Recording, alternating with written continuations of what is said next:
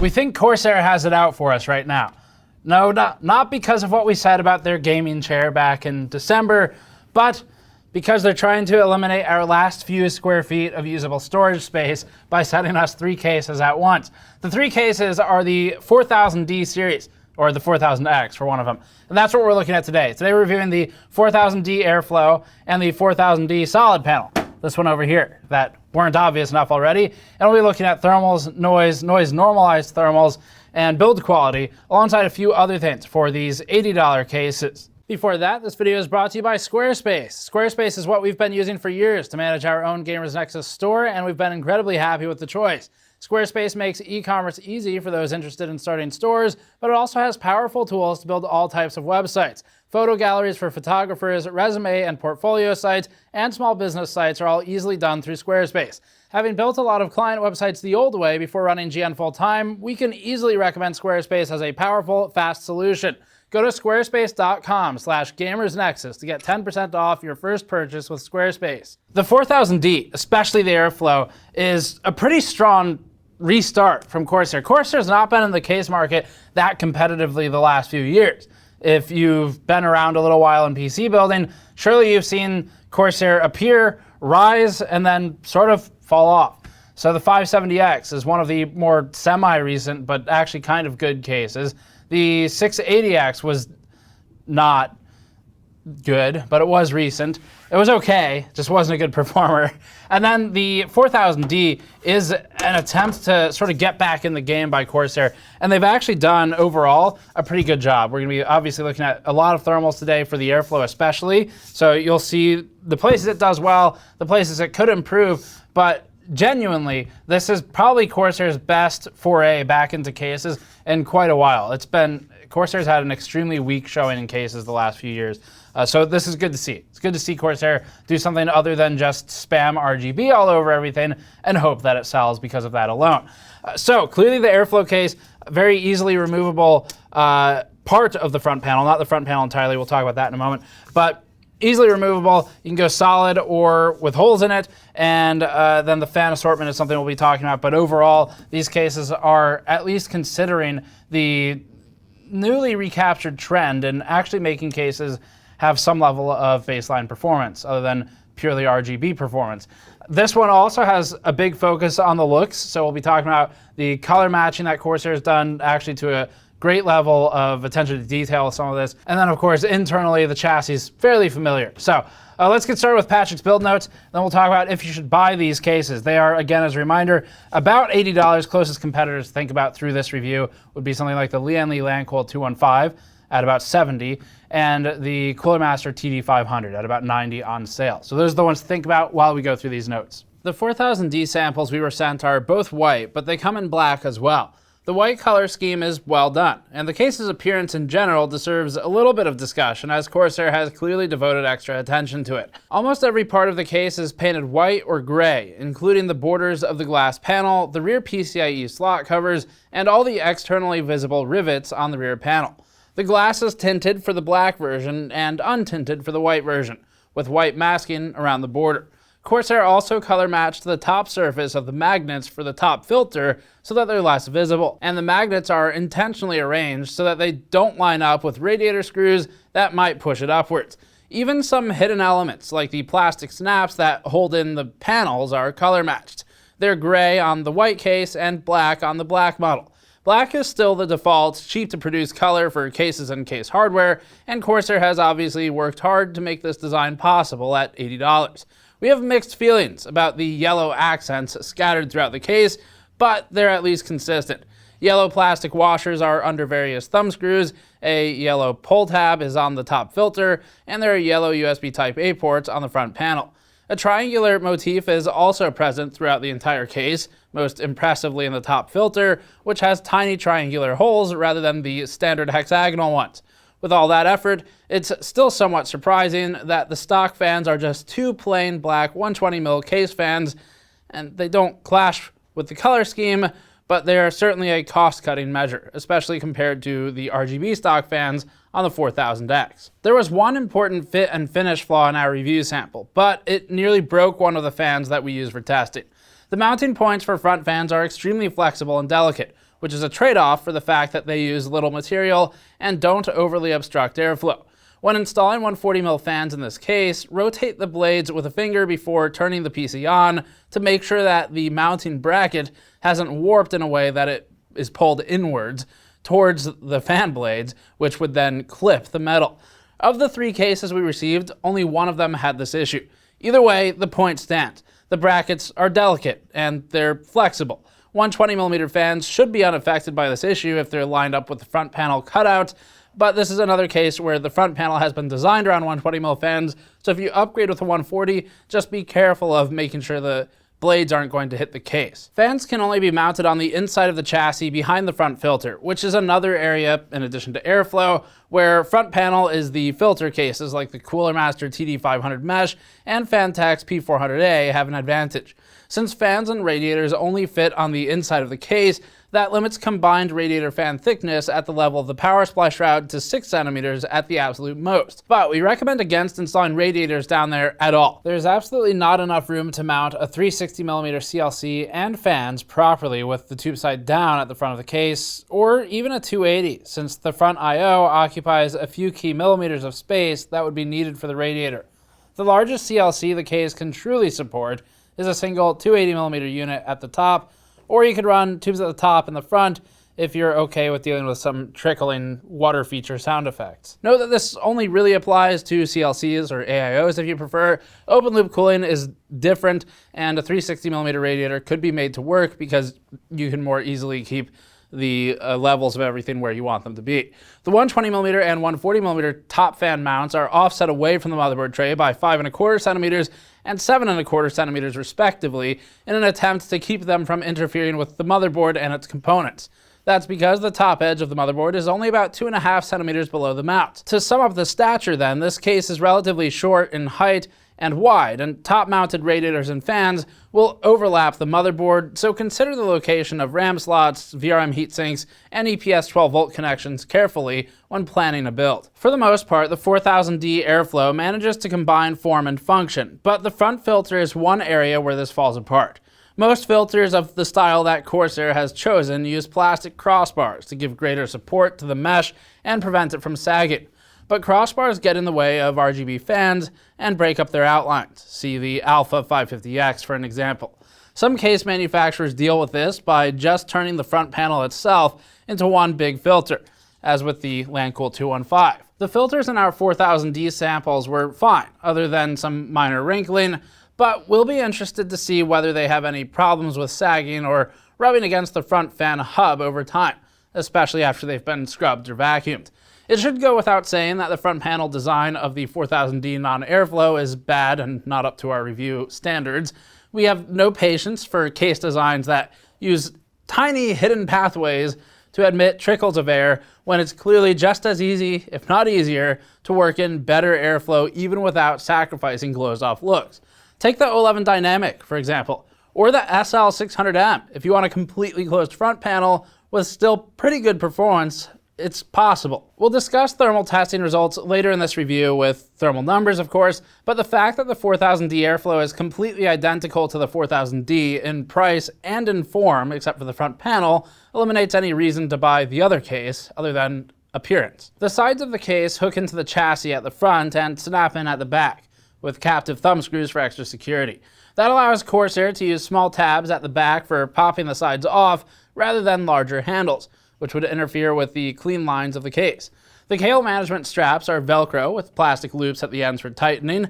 As the case ships, 3 of them are looped over built-in cable channels like NZXT's H-series cases, and 3 extras are supplied in the accessory kit. Corsair's cable channels are shallower than NZXT's, making them easier to fit cables in, but less useful for tight organization.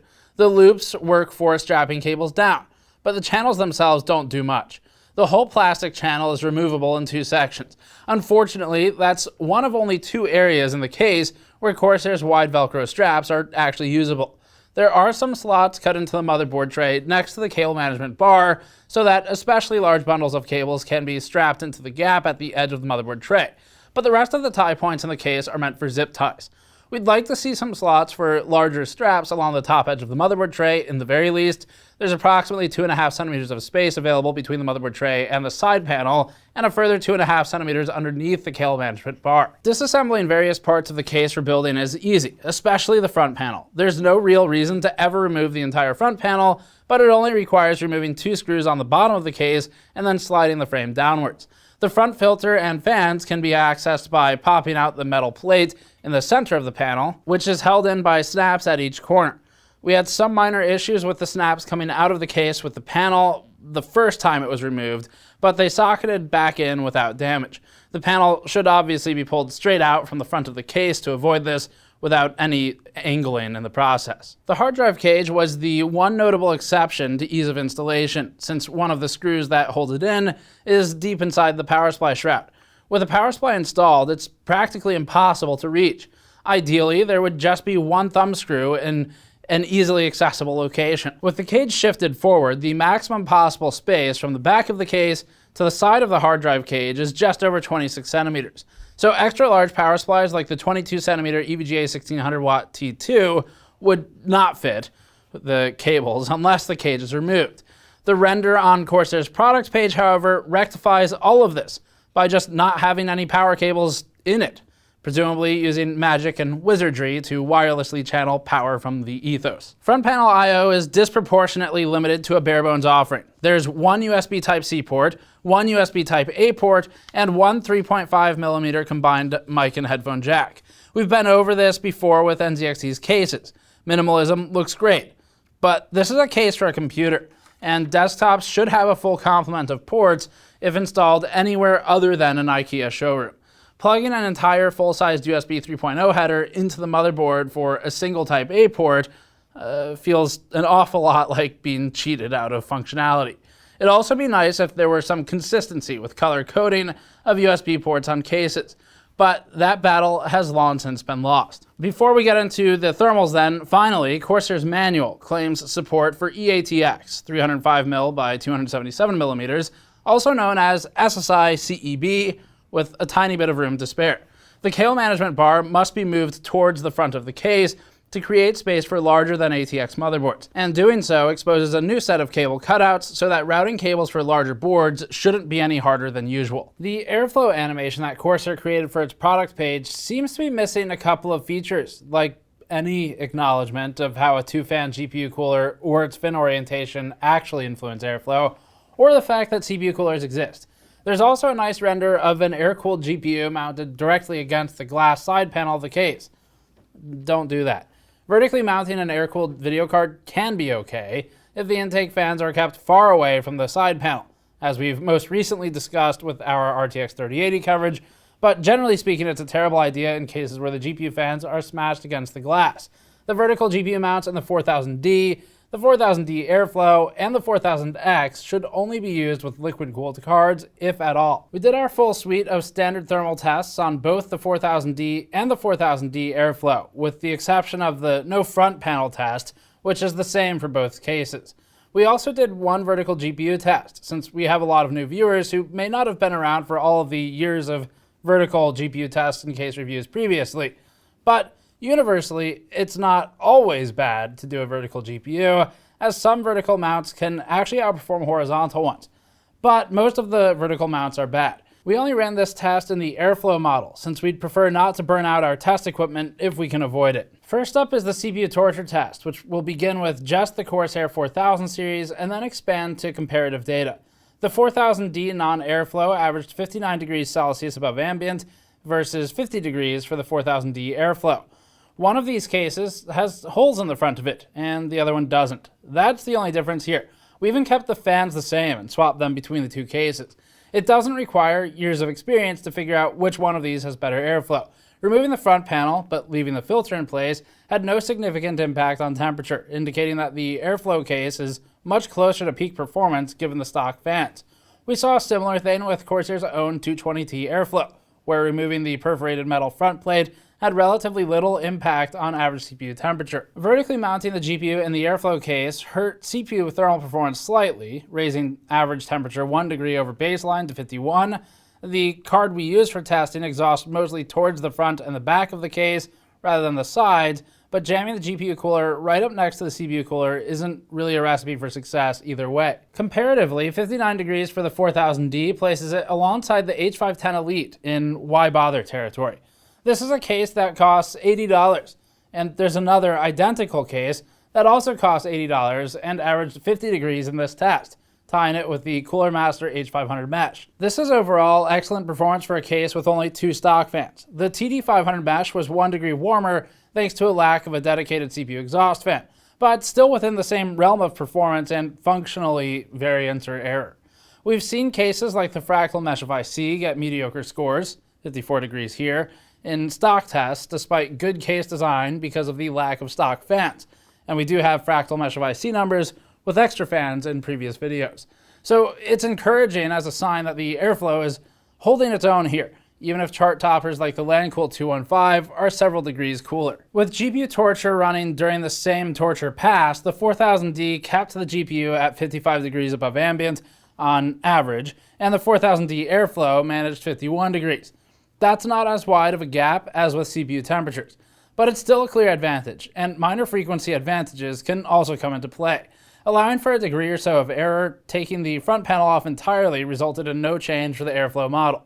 Vertical GPU mounting resulted in a 59 degrees Celsius above ambient average for the GPU, with peak non-delta temperatures at 83 degrees. That's also the temperature at which the GPU attempts to maintain thermal targets by dropping clocks. Average GPU clock speed dropped 60 MHz during the same period with the GPU mounted vertically, and comparatively, the airflow's 51 degree average is within 1 degree of the Lancool 215 in this test, essentially tied, while Cooler Master's TD500 is also basically tied at 1 degree cooler. We would have expected the TD500's triple fans to give it the edge in GPU temperatures that it didn't have for the CPU. But again, Corsair's case performed surprisingly well. We still have flashbacks to Corsair's Spec 04, which averaged 64 degrees in this same test with a single underpowered intake fan. Good front panel design and additional fans go a long way, so we'll be interested to see how the 4000X fares with more fans and a worse front panel. The 3D Mark Firestrike Extreme test resulted in average GPU temperatures that were about 1 degree cooler than the GPU torture test for both GPUs, rounded to 54 degrees for the 4000D and 51 degrees for the 4000D airflow, confirming those results.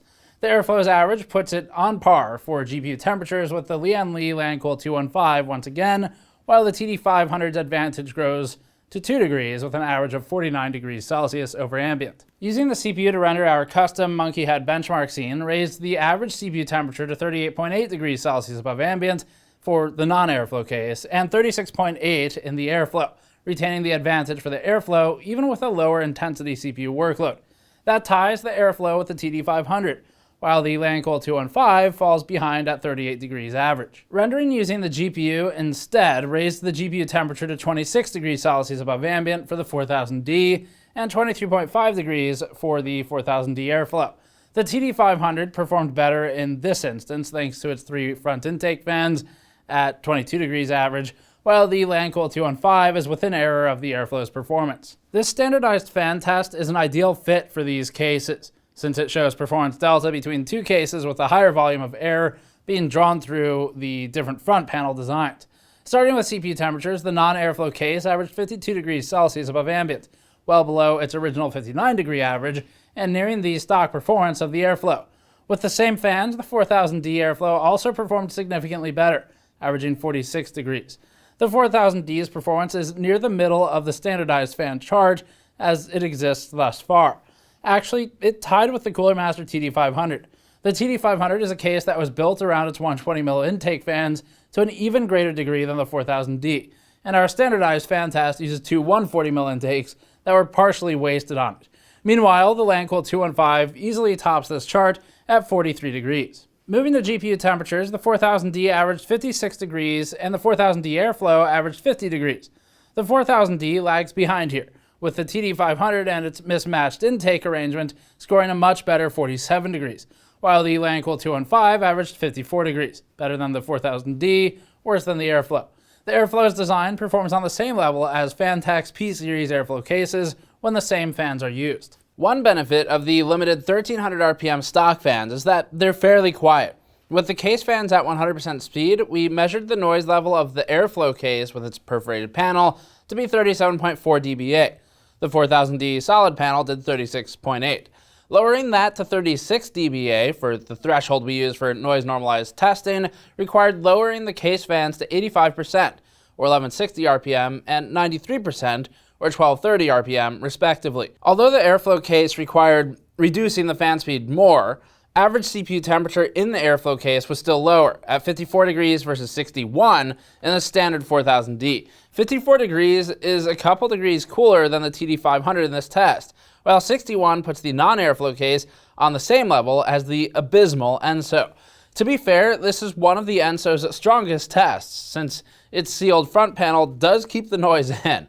The Lian Li Lancool 215's huge 200mm front fans gives it a big advantage here with a 47 degree average, significantly cooler than either of the 4000D's results. The chart helps illustrate though that if you have an opened up front panel, you can run quieter while achieving better thermals, or at least the same noise level, as is the case here. GPU thermals in the same chart averaged 56 degrees for the non-airflow and 53 for the airflow. 53 is better than it might seem thanks to the tight grouping of results around 52 degrees. It's only 1 degree warmer than the TD500, and it's tied with the Lancool 215.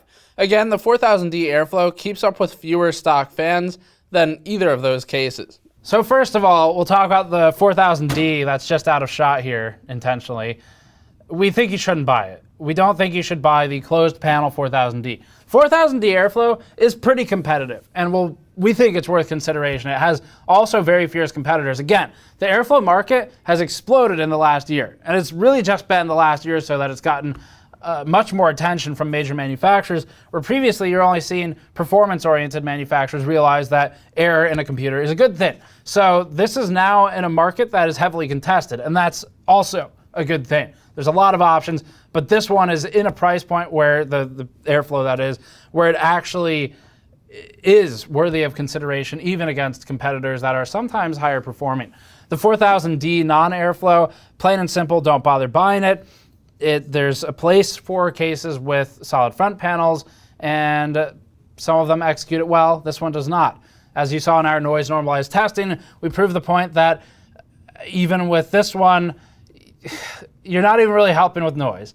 You can, in fact, run this one quieter and get the same performance as the non-airflow version. So it doesn't benefit there. Type of noise is always something to think about, where you start talking about adding in a bunch of foam pads like Be Quiet does, where now you're just trying to break apart the shorter wavelength waves into tinier pieces and kill them before they escape the case. And you deal with things like higher frequencies a lot better with those really foam insulated cases. But that's not what the 4000D non-airflow is. You don't start getting that kind of focus on noise until you're in the 100+ bracket, and typically it's Be Quiet that does all of that stuff. So this doesn't have that type of noise argument. It's just worse in just about every single aspect. So then that leaves the 4000D airflow. The 4000D airflow fits in fairly comfortably with other airflow-oriented cases we've reviewed recently in performance. The biggest knock against it is the lack of a full set of fans, a full complement, but it's doing okay overall. It's an $80 case with 2 fans that don't vastly outperform the other mesh-fronted cases we've reviewed recently. So in price and performance, there are better options, or at least equivalent options. We're of the opinion that cases, generally speaking, should include fans in the sub $100 price range.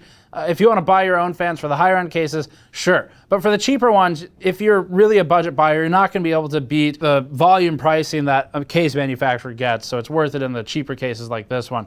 Either way though, the Lancool 215 is one of the best alternatives that we've reviewed recently in terms of that key price to performance ratio. It's $70, the 215, and outperforms the 4000D airflow by a modest margin actually. The 4000D airflow still did well though. It is not the best, but it's in that good enough category to actually good overall. So the thing that most sets the 4000D airflow apart, the most strongly from its competition, is going to come down to looks.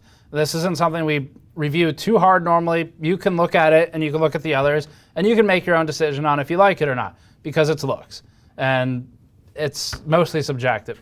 So Lancool 215, go look at that one.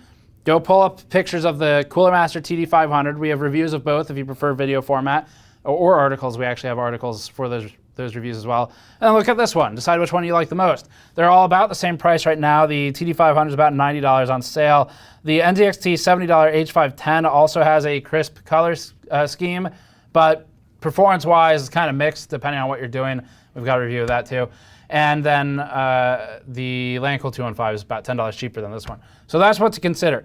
We will say that the 4000D Airflow has gone through a lot of, wouldn't necessarily say lengths, not like it's necessarily difficult to do, but it's definitely been through a process where there's been a lot of attention to detail paid on just like the border of where the glass is, the color accents on, say, like this dust filter, as you saw in the B-roll earlier, where they've even matched the color on the top of the magnetic strip. So a lot of attention to detail there. Corsair gets huge credit for it, and it greatly bolsters the aesthetics argument when the case is in that good enough performance territory that it's a toss-up between other features.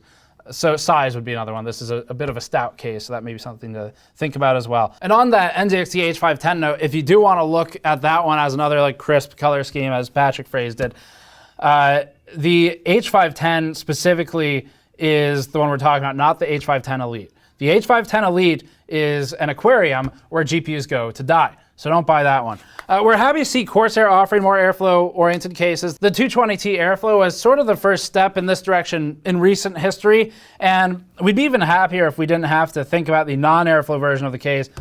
There's a market for it. People will buy it. We just don't think you should. So this one's looking pretty good. 4000X we'll look at separately. And that's it for this one. Thanks for watching. Subscribe for more. As always, you can go to store.gamersnexus.net if you'd like to pick up our toolkits, our mod mats, or any of our other stuff. Or you can go to patreon.com/gamersnexus. Subscribe for more. We'll see you all next time.